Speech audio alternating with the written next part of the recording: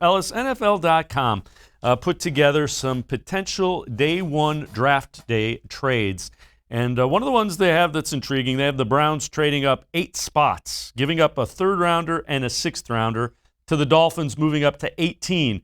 Now they project to go up and get either Jamin Davis or Zaven Collins, which I think is possible, but I think it's even more likely if somebody like J.C. Horn, a cornerback, or Greg Newsome, a cornerback like that, slips.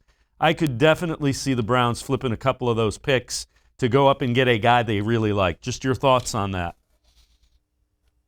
Yeah, I completely agree with you. I think that if the Browns trade up, it would be for cornerback. I think there's a clear drop-off right after the 2 guys you named, J.C. Horn, Greg Newsome. Asante Samuel Jr. would probably be the full 5th corner in that grouping, and there's a drop-off there just based on measurables, traits, and whatnot. I don't see the Browns trading up for linebacker or edge rusher, and it's for this reason. First, with linebacker, it's a intriguing class, one that is deep but not elite.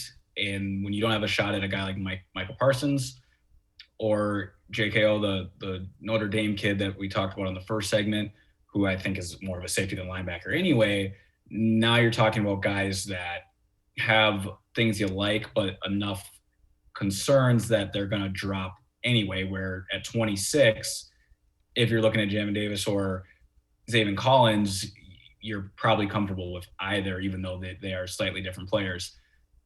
When it terms of edge rusher, there's not a edge rusher in this class that you would say is freakish or game-changing. They are all guys that will have a potential to be longtime pros and add some stability to your line, which isn't something you usually trade up for.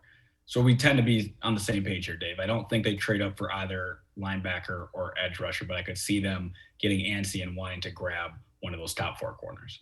The other thing that I think is I think Zaven Collins is intriguing just because I think they kind of view him as one of those guys that you can move around. You know, you could use him as the lone linebacker that you play if you're playing one linebacker, or if you want, he's shown he can get after the passer, and he's still kind of learning, you know, that whole linebacker, defensive end type position.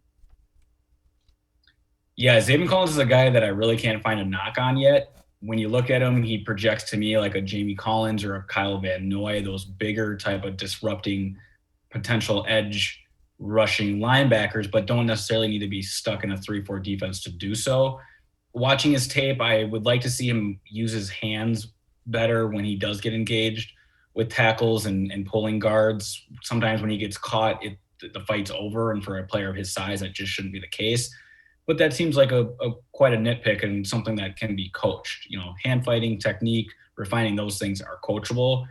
6'4", 260, and moving like he's 230 isn't.